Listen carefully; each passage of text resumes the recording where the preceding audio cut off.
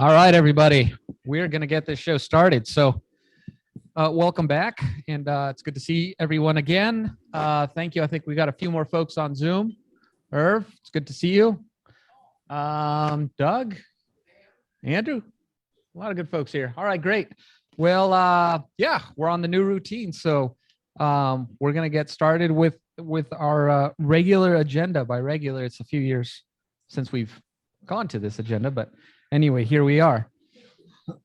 So get things started off by asking, I don't think I saw any visiting Rotarians or guests, any joining us today. We've had a lot the last few months, really. So none today, none online, I don't think. What's that? None online. All right, thank you, Tony. Okay, so we've got a few announcements here, and I will, just as a matter of things to get things started, just a reminder, so we are back on our old schedule. So we're going to be starting our meetings here with the pledge and the invocation at 12:10. We're going to sit down for a meal. We're still kind of calibrating how long between when we start and when we restart, just giving us time here to eat. So it's a little bit of an adjustment period there. But we're going to have Zoom available on the first and third meetings of the month.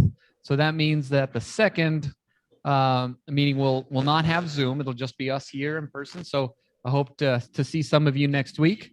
And then also, if there's a month with 5 Fridays in it, the fourth will also be without Zoom. And then, of course, the last Friday of the month will be dark. So just a reminder there, so you can adjust your schedules. I think maybe fines will start getting implemented back if you're tardy here, but 12:10, that's the time. So keep that in mind going forward. Let me see. Let me turn it over to Michael. I didn't give you a heads up, but I thought it'd be good if you can kind of give us an update about our social gathering that we had last week.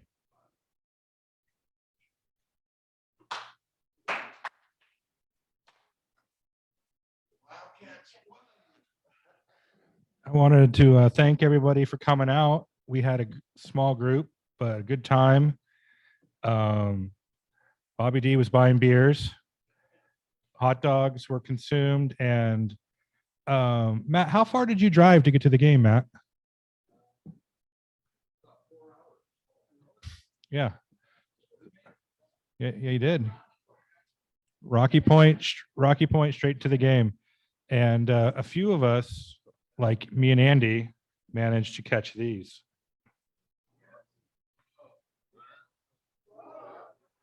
Yeah.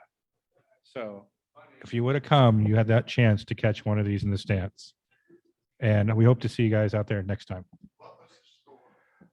It was a walk-off walk. I remember that. 6-5. And the Reno pitcher had a no-hitter through 5, and they took him out of the game.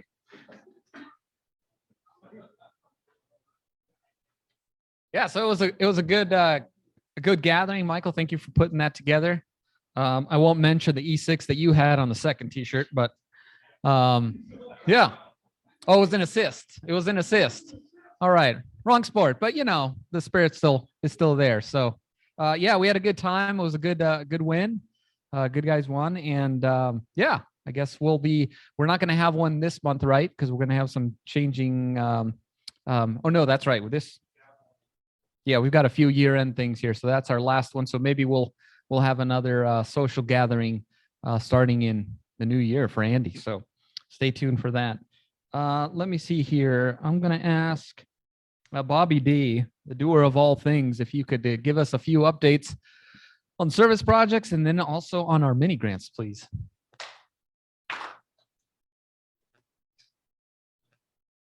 Thanks, Jimmy.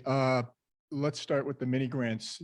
We decided at the board meeting last month to offer up to $4,000 or $5,000 grants to local community organizations that have a focus on children. And so they're due by the 25th of May, the applications. If anybody in the club has a connection to an organization that might want to apply, we'll get in touch with Jimmy or myself, and we'll make sure you get a copy of the application. Again, they need to be in by the 25th of the month, and we'll make a decision within about a 2-week period on what direction we're going to take. So that's in process. And then we have kind of two end of the year community service opportunities tomorrow.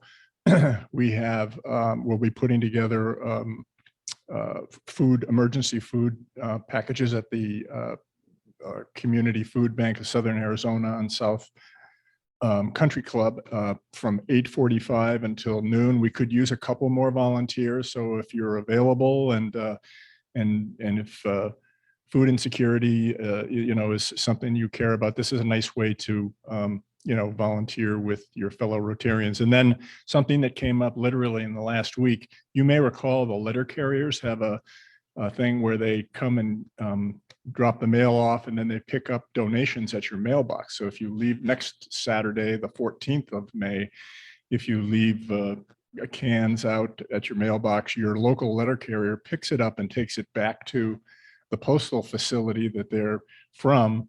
And then where we come in is that we help sort that and get it sent back to the main food bank location.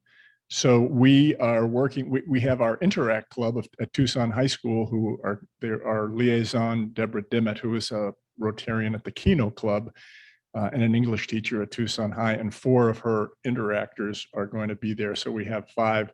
We'd like to have another 5 people. So that's a little bit different time frame. That one is from 4 in the afternoon until 7, because they've got to go out and get the mail. And that's at the Sun Postal Facility, which is very close to Speedway in Campbell, right, kind of next to the Aloft. So let me know if you're interested maybe in doing that. That's from 4 to 7 on the 14th, and tomorrow is 8:45 to noon. But do let me know if you're going to come to either. So thanks. All right. Thank you, Bob. Always staying busy. I don't know how you get everything done when you've got so many things coming your way, but thank you for taking charge of the mini grants. So yeah, so there is an application. So whoever is applying, there is some information to fill out. It might take them a little bit of time. So this is just to advise that if you do have an organization that might be interested, make sure to give them enough time to submit their application by the end of the month. So excited to find out the results on that. Let's see here. Another announcement, of course. We've got our DGE, Anita, that it will become DG very soon. And so she has her installation weekend festivities. I think it's becoming a national holiday. It's going to be Saturday and Sunday. Well, sorry. June 25th and 26th. And that's going to include a little, what do you want to call it? A reception that starts on at 4:30 on the 25th. And that's for $25. And then there's a brunch and installation at 11 a.m. the next day. That's Sunday for $45. So $65 for the whole week. And there are rooms set aside, and it's at the University Marriott. Is that right? All right. So RSVP if you want to make that reception go on a few hours longer.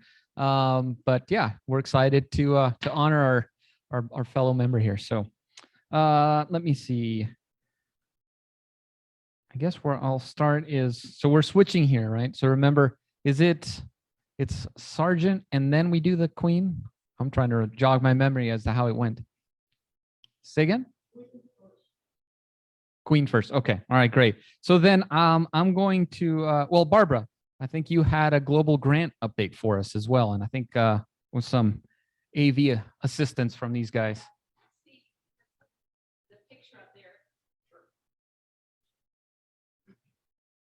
Thank you. You know, it's just fun when you get to be part of a Rotary project that keeps on going. I know Sharon Chester has been telling you about all the great things that Capacitar has done over the years. Well, I just want to show you what our global grant has done. Now, it's only 2 years done, right? I mean, it's done in 2020. And already what you see here at the bottom of this picture are all the different organizations from the College of Nursing at the University of Arizona to the College of Nursing in Guaymas and Hermosillo to a variety of other organizations. All of them are now getting together with in the aftermath of our project, with our Clínica Almas, with the people they have developed so that it is now going to be one of those platforms for global health, for training of their doctors and nurses in global health. And where they're standing, if you went down with me to any one of our visits, this is the Rio Mayo that goes through. It's out in the middle of absolutely nowhere, but they've stopped and they're on the bridge. And look at all of them. This is Dr. Betsy right here, and this is Lisa Kaiser, who perhaps you remember from the College of Nursing. And Kitty, the nurse from down there, are various different promotores that are there. And it's just absolutely amazing. So I just want to give you a pat on the back and say, you know, we kicked it off, we got it flying, we helped it along, and now it's on the move. It's got legs. And thank you for helping us make that happen.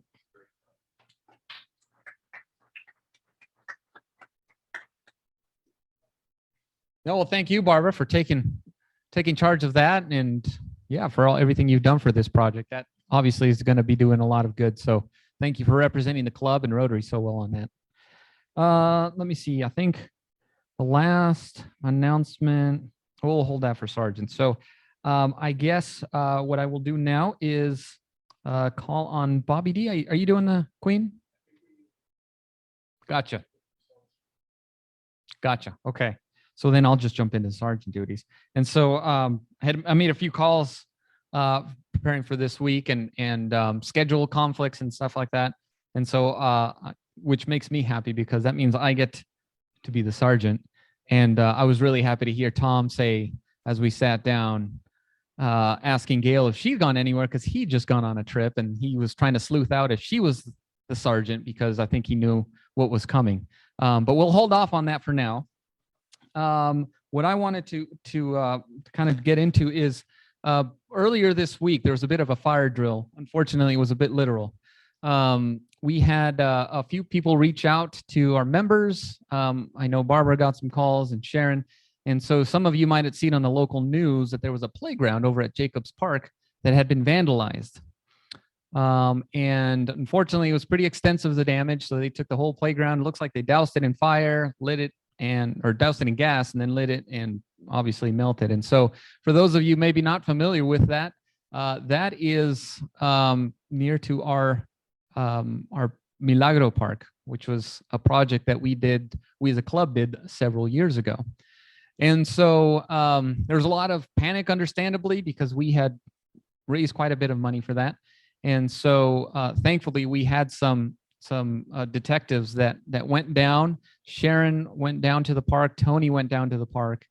And thankfully, our part of the park was not damaged. So that is the bit of good news. The bad news is obviously there was still some damage done there, some unfortunate vandalism. And so it was a bit of a sigh of relief. But it dawned on me that I've been in the club now for, I want to say about 4 years, maybe it's getting there, maybe 3 or 4 years. And so this is something that predates me. And I embarrassingly, as a club president, did not know. So I'm going to throw in a little bit of that for that, Andy. But I figured this would be a good opportunity to maybe revisit some of the history of the Milagro Park. So I had our esteemed Rotarian, Barbara, do a little bit of prep work. And so what we're going to do is we're going to do a little bit of Q&A, a little quizzing of the Catalina Rotary Club to see how many of you remember. Gail, you were supposed to know all this, haven't memorized as part of your new member packet. But anyway, so yeah, so we're going to have Barbara come up here and ask some questions. And then for right answers, you proceed. And for wrong answers, if you can all chip in a buck in our can man. Andy, you're not excused. I'm going to put you in this table here just to even out the numbers. But you're not excused from the fine. So Barbara, take it away. Well, actually, I have to tell you that this is a bit of surprise to me because in my discussion with Jimmy, I thought I was going to be the sergeant. And hey, this is okay. This is okay. I'm so glad to be in the supportive role, but it's going to change me up right away. And the reason I got the call was because I was the one who initially set off the alarm.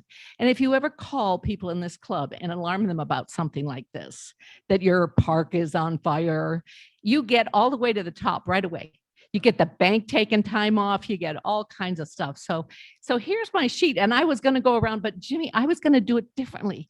I was going to say, Every answer you get to put in a buck if it's right. But if you're wrong, you get to put in 2. How about that? I mean, this is my first and probably only sergeant at arms. So I just want to be a success out here today. Okay, so now, well, okay. Well, you know what? This is an easy one. And this is just so we can start it off with a full round of, and by the way, these are 7. So can I take this off? So it doesn't exactly, it's got like number 1, A, B, C, and D. So there's a bunch. So you don't have to pay $1 for each of the questions, but just for your table, okay? All right. Now here's a bunch of questions for you guys, and some of you know. All right. So when I set off this alarm, because I thought something had happened to our Centennial project, what is it called? Milagro. Exactly. We came across, so there's one. Perfect. I just raised $5. Perfect. Okay. Now I'm going to ask the next table, what was so unique about this project? It was a playground, all right, and every playground is great. It's the first all access playground in Tucson. What's the name of that? It starts with a U. Universally accessible playground. You're right. And it was modeled on one of the very first ones.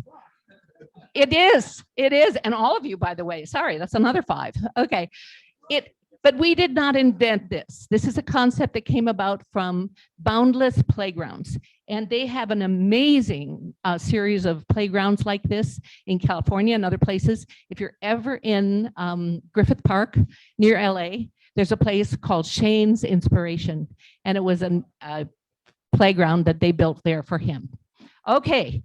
So, and I was going to ask you, who was it that put out the fire or the alarm? And you all don't have to pay for this one because you now know it was Sharon and Tony.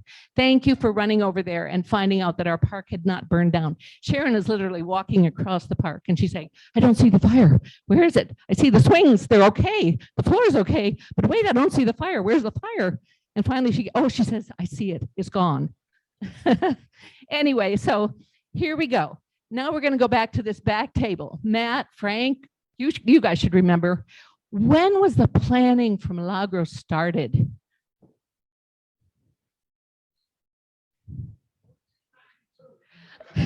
You know what? Absolutely. Here's a clue. The Centennial project was in what year? 2005. So how soon do you have to start a project to make it happen in 05? Oh, 3, great. All of you get to pay $1 too. Okay, fine. We are boasting. Is someone counting on this? Is someone counting? Okay, fine.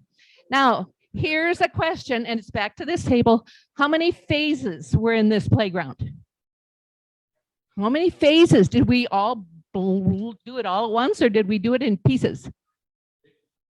In pieces. That's start. But tell me how many. No, not so many. Several. All right, 1, 2, or 3? 3. Okay, you got it. Very good. We're building here. This is good. You've got a consensus. The first one did the tot lot. The second one did the 5 to teen year, and then the afterwards did the 8 and up. So we had 3 different areas in it. And we did this because at the time, one of our presidents, now I have to tell you, Frank Presson was the initial president. And what he said to me was, Barbara, think big. So we did. We really got a big project. Then we got Norm. Now, Norm is a banker, and I love bankers. I'm married to one. But Norm did not say think big. Norm said, I won't build it if you don't pay for it. Well, I understand that. So we said, okay, Norm, if I design phase 1 and I pay for it, then can I do phase 2? And he said, absolutely. So that's how we got to the end of phase 3. Okay, thank you, Norm. What was the total price of this project that probably scared Norm to death? Norm, I'm sorry if you're there. Look at Paul, he's almost there. What? Less than that, but not much. $717,000. That's how much we needed to raise. So no wonder Norm was a little bit worried. Okay, but now let's look at the funding pie. Steve, I need to have a visual here to help me. There we go. This one. Other one had nothing about elephants. No, sorry. Okay. And I'm going to hurry to get you to your elephants. There you go. Okay. So next slide, please. I want to show you the next one. I was in charge, among various things, of the funding of this. So I want to show you, this is our funding pie or graph or whatever you want to call it.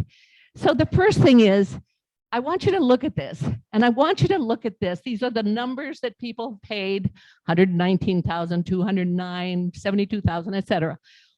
How much do you think Catalina Rotary put in? I'll give you three options: 72,000, 119,000, 209,000. Which was Catalina Rotary's part? Neither one of those.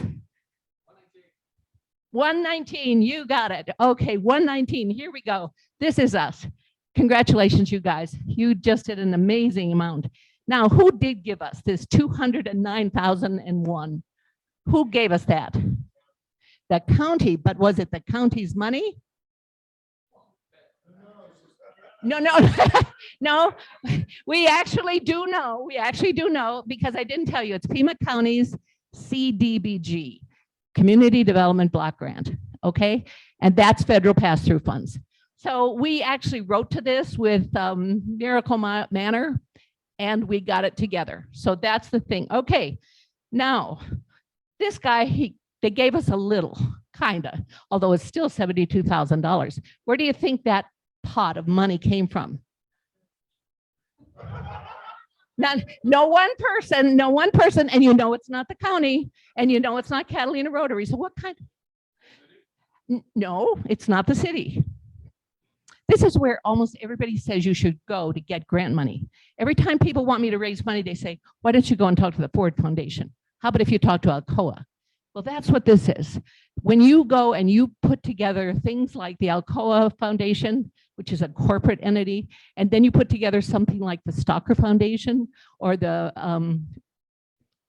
Christopher Reeves Foundation, you still are only talking about probably the smaller amount that you can raise. Okay, so real quick, this number 3 was the city of Tucson, 142,000, okay? What else did the city of Tucson give us besides money? Land and maintenance and insurance. So my hope was that if this burned down, they would be able to pay for it. I did worry about self-insurance though. Okay, and this guy right here, $175,000. Anybody have any idea what kind of donation this is? You are right, in kind. These are people giving us everything from the dirt that went on the floor to the fencing that went around it to the architectural studies, etc. Yay. Okay, now just flip the, okay, yeah.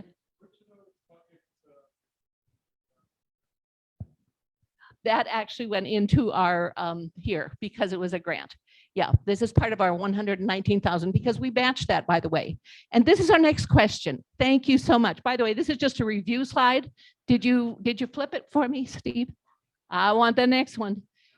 Not because you can read that far, but hey, it's just the next one. Boom. There we go. So here we go. This is Catalina Rotary Club, 119,000.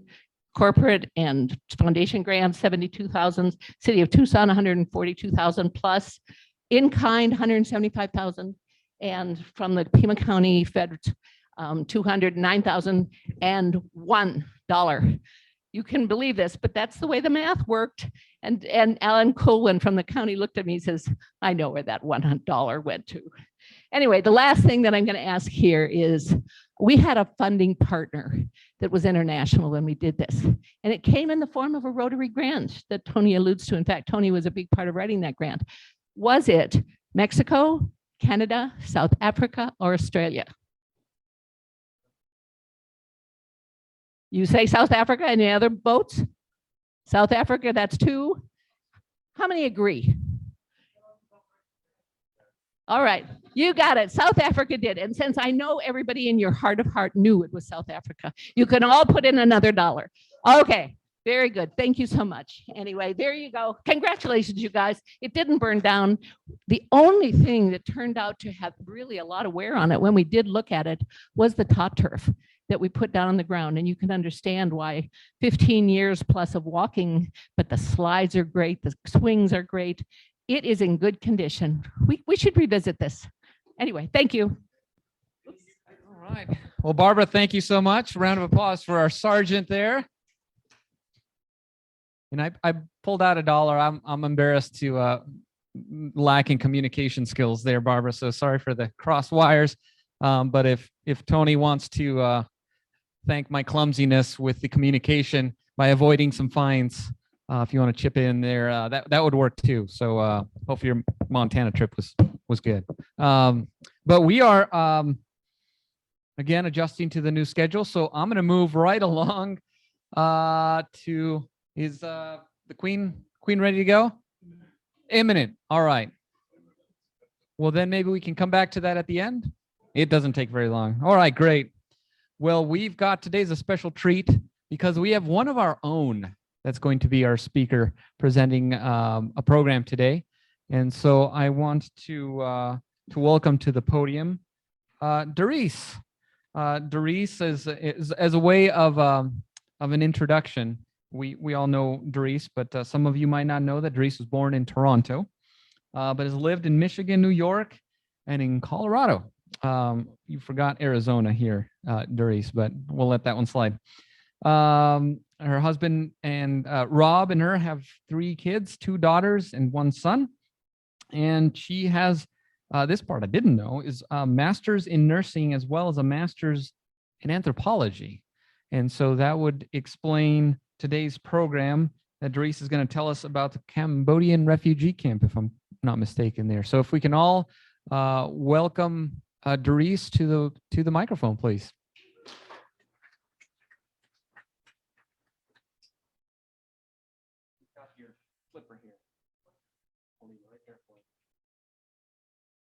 Okay, first of all, I've only given this to, first of all, I've usually given this to nursing students, and it was a really long program. So I'm trying to, I'm winging it, okay? That's what I want to tell you. So no booze, please. Okay, arrows. Okay, I guess we could start.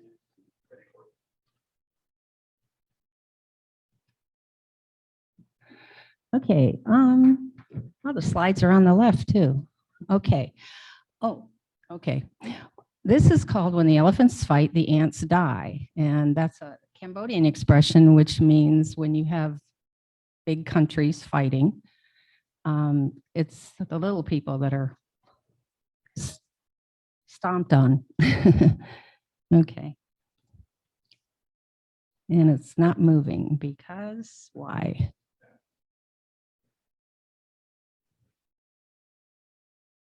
Okay, just to give you, I don't know if any of you probably were in the Vietnam War, but this kind of shows you where Cambodia is in Vietnam. And Cambodia was trying to stay neutral, but the Vietnamese, North Vietnamese, were going into Cambodia and building camps.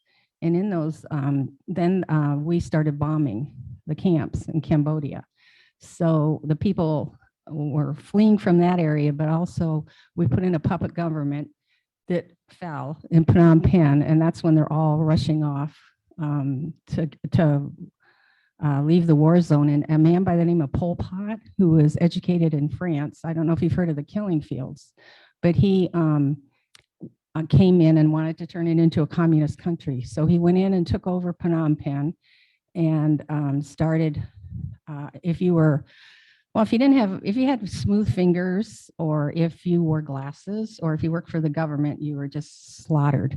And most of these people in this were young kids, 12, 13, 14 years old, that he'd been developing over 10 years to join him. Okay, we lived real close to the border, like 1 kilometer. I was over there with the American Refugee Committee that is out of Minnesota.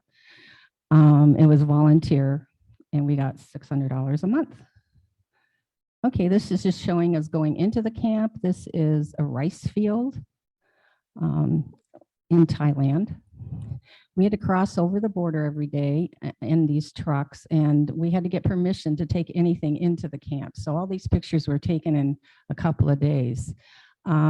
These men were called Task Force 80. They were dressed in black. A lot of them were out of jails, Thai soldiers and stuff like that. But one day the Dutch girl was sneaking in a pig, and she had it behind the seat in the pickup truck. And thankfully she got through, because she would have been thrown off the border. Okay, this is our hospital. It's made out of bamboo and thatch. On your left, those are the trucks we came in. In the middle was a pharmacy truck. We had to bring in drugs every day because they would just get stolen if we didn't. And on the right was the ambulance that you rode in. And if you were taking somebody, you would take them to Thailand, to a camp called Khao Dung. And in order to stop the ambulance, because the patient was going bad, you had to step on a pedal that would ring a bell, and then they pull over and come back and help you. Anyway, I had to do that. Okay, this is our pharmacist. He's actually from Thailand, and their hair is not usually that curly, but he liked perms and was always asking us if we knew how to teach him how to break dance. So we're talking another era, right? Okay, this is the lab. The lab was pretty primitive. They used to see malaria and stuff like that. And it was seen, you either saw something or none seen. Those are the results. Okay, that's me. I was a platform coordinator with a man. His name is Im. He's now in Australia. I have my 50-cent polo shirt on from Bangkok. Okay, we also had a school, and the students, this girl's just lying outside studying. They love to learn English, and we were teaching them to be medics and nurses. Most of the medics had a few more skills than the nurses. Most of the nurses went to work in the OB and deliver babies. They got an extra bag of rice and 2 cans of fish for working 7 days a week, 6 days and 1 night. This we called sick on a stick. Now, this was their ambulance. And they would come in with patients to the hospital from the clinics. Whoops, I went the wrong way. Okay, this is pretty dark. If you'll see a baby there, they had 6 outpatient clinics, maternal health, and this child was underfed. But what they did with the babies, they would put gloves on them, because after you're so hungry, you start to suck on your hands. But there was a program for little kids. This is a pediatric wing that he's looking into. There were a lot of diapers. If you look at this child's head, you'll see the soft spot in the top of the head is all sunk in, meaning she's pretty dehydrated. And this baby, I don't know what was wrong with it, but a lot of the kids were carrying their younger siblings around with them. And this is very dark. That's, I think, the baby again. And we had nets that we used to put over the food. Well, they used to put them over the babies too, to keep the flies off of them. You can see the baby at the bottom. It is really dark. Okay, we weren't allowed to teach, to treat soldiers. So if you came in as a soldier, you had to take your uniform off. But here's a soldier with his baby in the pediatric wing. Okay, this is the medical part of it. In the back, you'll see their IV holders that have been cut out. That's where the lab reports went. This young lady here, she was from Holland, and she ended up with Japanese bee encephalitis. And then we all ended up getting vaccinated for that. Okay, these are 2 guys, medics that worked in the medical field. Okay, this was surgery. They would have Khao Dung would send over doctors. They were with ICRC, and they would come over and they would check people out to see if they're candidates to be operated on. Okay, this is OB. She's listening for fetal heartbeats. This woman here was a Belgian nun that worked with them. There's the delivery room. And there you see a mother who has delivered a baby, and they put knives underneath their the pillows of the babies or the blanket to keep them safe. And these girls could earn $25 to do a home delivery. And mostly it's the people who had no money that would come into the hospital. Okay, this is another midwife and her little boy, and they would bring their kids up to work. And actually, these people are in Australia. Okay, you had to cook your own food. ICRC only provided one meal a day for the people in the camp. And otherwise you had to cook that. And that's a little stove in the hospital that you cooked your food on. And I think the one boy on the left actually was a patient. The one on the right, I think, was coming for a free meal. So he jumped into bed. When it rained there, the pediatric ward, the beds were made out of plywood and just metal at each end. And if you, when it rained, it really rained. And one day the pediatric wing, all the beds were floating around the hospital. Okay, they do their own laundry at the hospital. Okay, this is a boy with polio. He, there was an organization called OHI, and they were French, and they came and they would teach them how to build wheelchairs and prostheses and stuff like that. And so, and they kind of became like a group that they actually ended up living in there if you had polio or a problem like that. And we're really good friends. This guy right here, he could take his leg, also polio, and he could bring it up to his chest forward. That was, yeah, that kind of shows you. Okay, they had a rice field. The rice they handed out was like once a month, and you would go to a place. They didn't tell them when they were going to do it. They would, because then people would be jumping camps. Oh, this camp's handing out rice. They were only giving it to women because they were easier to control. And you had to be at least 10 years old to get a bag of rice, so you hopefully didn't have any boys. And they did a yardstick, which we had to do when we were handing it out, which I thought was almost, I couldn't believe it. That was the saddest thing I ever saw, I think, that you have to be a certain height in order to get rice. And some of the boys, they were all checked. They go as to who could get a bag of rice. And the women, the mothers would sometimes dress their boys up like girls. Okay, if you see, there's the cards in his plastic bag and the rice. Little girl coming back with the rice. Okay, they got rice and they got fish. And he had a lot of siblings, I think. Okay, this just shows them coming back. There are like 120,000 people in this camp.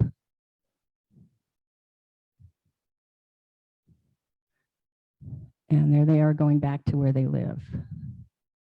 Okay. Another issue was water. And there were some wells, but water was hauled in by, oh golly, I think it was ICRC brought in the water in these big trucks. And it was really good for smuggling things. I couldn't figure out, why are all these guys in black with the sticks going down into the water? Well, if you sunk a plastic bag filled with makeup or something, or anything, you could smuggle stuff into the camp. Little girl washing dishes. I remember carrying one pail when I was a kid, but not two. Okay, or you took a bath. This girl, you just take a bath right there. back in the back of the slides, you can see outdoor toilets. And the one you picked was the one with the least maggots in it. But anyway, if you can imagine being really sick and having to get your IV, walk to the latrine, and it was just amazing to me. Okay, we're going to go into the camp. We're kind of on the outskirts. This man, this is how they got around the camp. This is what they lived in. Like that would be like an outdoor bed, that flat thing. But they lived in places like that. I'm just going to show you some pictures of what went on, what it was like. This woman right here is taking the husk off of the rice. She'd walk down it and pound it and walk back. This man, I almost think he was the carpenter around the hospital. And if you see around their head, those things are called chromas. This man would bring his daughter, and he'd bring his guitar, and he'd play music, and it was horrid. Because he would put it through the speaker there, and he'd also take, I don't know how he did it, he'd take these nails and put them up his nose, and that's how he made a living. Okay, if you got firewood, it was dangerous because there were landmines all around the camp. And this person's on the outskirts of the camp, so he's more likely to get attacked by thieves and that. He has a garden out there. And that's a little girl carrying her little brother. And these are, oh, this is the black market. Okay, they had a black market where they were bringing goods from Thailand to here to Vietnam, and people would smuggle, which was really dangerous. But in the black market, they had everything you could possibly want. Lovely, I think those were yams. And the chroma again around her head. Okay. Oh, I don't know. They were covered in something. Hairdresser, and you can get your hair done. You can get some sewing done, buy cigarettes. Okay, this young girl sitting there selling that. I never knew what that was. We weren't really allowed to go in the market, and we had to tell them if we were going in because it was so dangerous. Okay, this little boy, he's watching the dried fish for his mother, and I hope he doesn't pee, but or there's dinner. Okay, this is the Wat, and this was a temple outside of the camp that people would go to. It's very, very old, and there's a young girl there. She was a nurse, and okay, so they're Buddhist. They've got some Hindu influence, and they believe in animism. This is a spirit. Do I need to stop? Oh, okay. This is a spirit house for the animism and putting in, they give offerings to the gods. A nun, here I'll go faster. A monk. I asked if I could take their pictures, so they wrapped up their saffron robes. This is a nun that was chewing betel nut, which is a black substance that gives you a real big high, and I think she had one. This is where the monks lived. Okay, they had also traditional medicine in the tradition, and these women are making the medicine. It was real good at giving women who are pregnant high blood pressure, the medicine, which that's what we wanted. Anyway, that's where they would boil the medicine. Okay, this is called cupping. They would put a fire in there and put a cup on your head. I don't know if you've seen it. People came here in the States and they thought, wow, these people are abused. And it goes out and it takes away a headache. Amulets, they were made by the monks. This child evidently has a headache, and an amulet around there. I got coined, that was fun. Okay, this soldier, he's got Pali Sanskrit on his chest, and that means you can walk into battle and not get killed. He's got malaria. He's got cupping on his and pinching on his neck, cupping on his chest, and then the Pali Sanskrit. This man has leprosy. It shows you leprosy. A goiter, but actually her problem was they never would take her to Cowie Dung because actually she had cancer in the side of her mouth on the right. But that's just lack of iodine. This man, he was so excited, a cleft lip, because they actually operated on him, made him bigger. Made it bigger. Good Lord, no, they fixed it. Anyway, this is this is a ginger violet, which this is their way to do. This was at a party, how to have fun and get made purple. This is their piñata. Slow bicycle racing. You want to win, you take the air out of your tire, and you have to be the last one to the end. And this here are just pictures of kids. So I'll just go through really fast. And that's a hat. That's not his hair. There's a lovely donut. And these kids are in Australia, that whole family. So these are just real fast pictures of children. 84.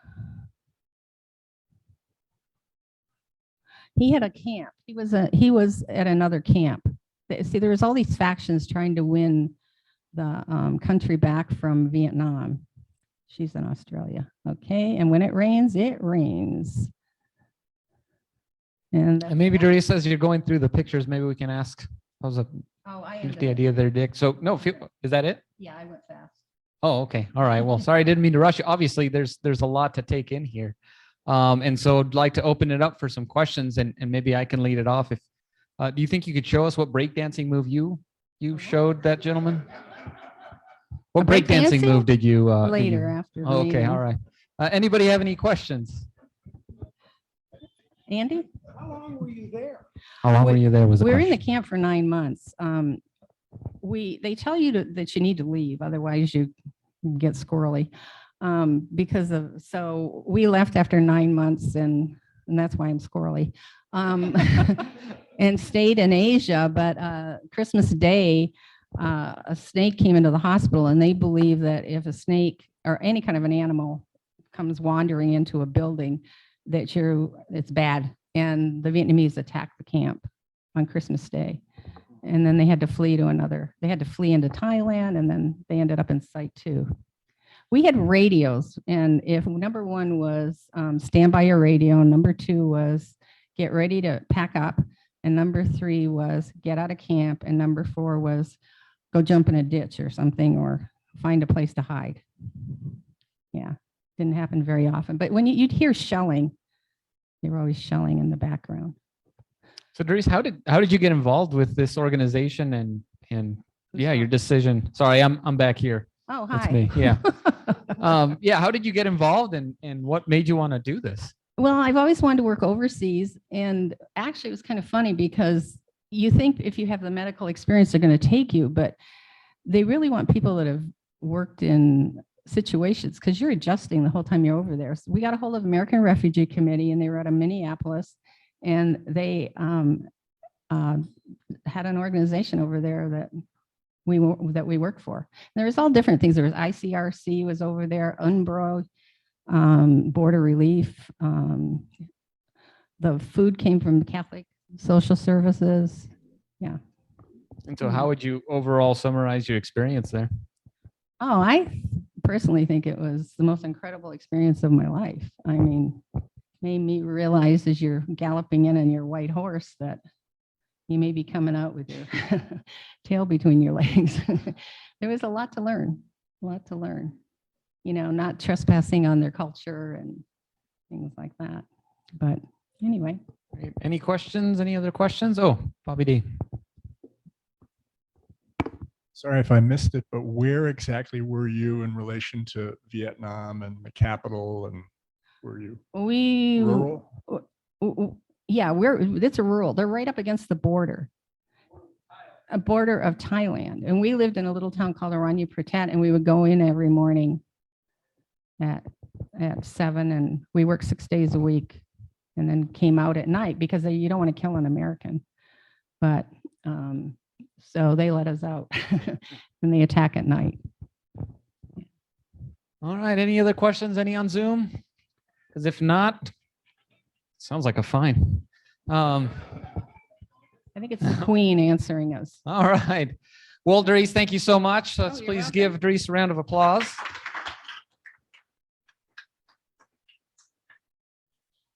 I just passed out.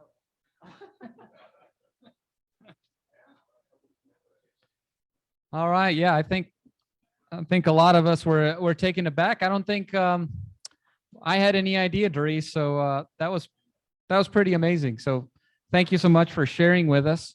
And just because you're a member doesn't mean we won't do our part to kind of show our appreciation. So as you know, we donate to the Rotary Foundation to eradicate polio. So in your honor, we're going to make a donation to vaccinate 25 kids. Is that right, Andy? So 25 kids vaccinated in your honor. Obviously, a lot of kids that you helped out in your time in Cambodia. So you're still doing it today. So kudos to you. And thank you for joining or for agreeing to do this. That was really cool. So we will now move to our Queen.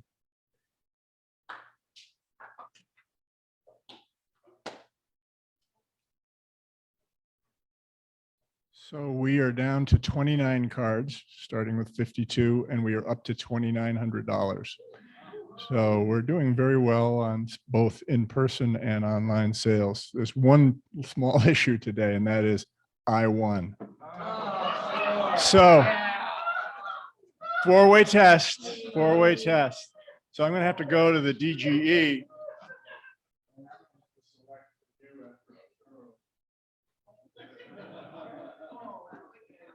All right. So for those of you on Zoom, Anita is going to be shuffling the deck. Yeah.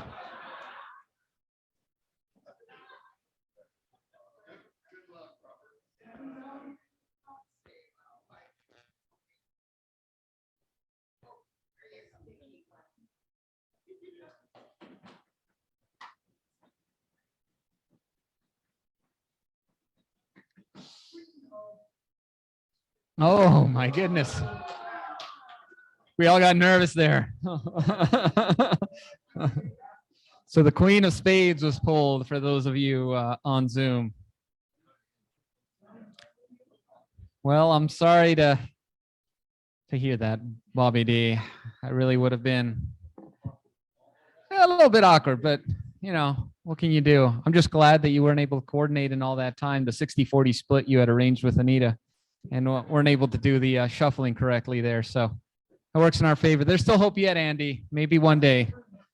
So buy more tickets. Yeah. So great. Well, I think we're coming here to a close. And as usual, I want to thank our hybrid team, Tony and Steve, for leading us today. They will be taking a break next week. So please remember that Zoom will not be available next week. So hopefully we'll see a lot of you on Zoom today. Hopefully we'll see you in person next week. I want to thank Dorice. Thank you for the presentation. And Barbara, thank you so much for the last minute preparation there and for getting us, well, just a lot of information that I didn't know. So that was much appreciated. And a lot of funds were raised. Thank you for that, Tom.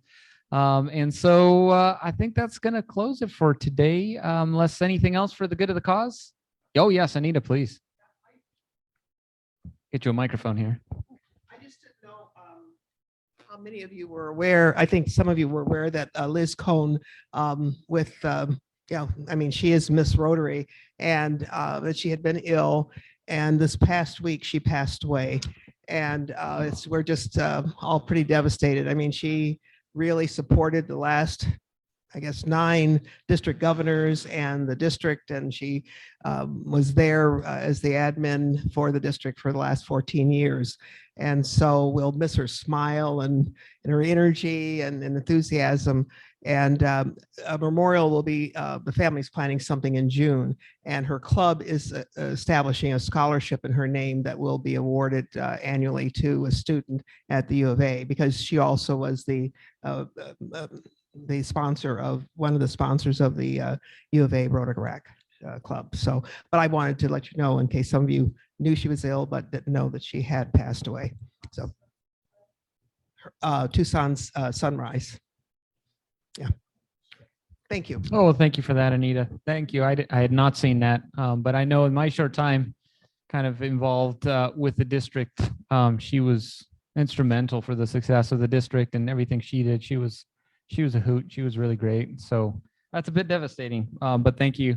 Thank you for sharing that and for keeping us updated on that. So a little bit of somber news there, but obviously it's good for us to know that. So with that, I'll come bring the meeting to a close. And so if you can all join me in reciting the four-way test of the things we think, say, and do. First, is it the truth? Second, is it fair to all concerned? Third, will it build goodwill and better friendships? And fourth, will it be beneficial to all concerned? Thanks, everybody.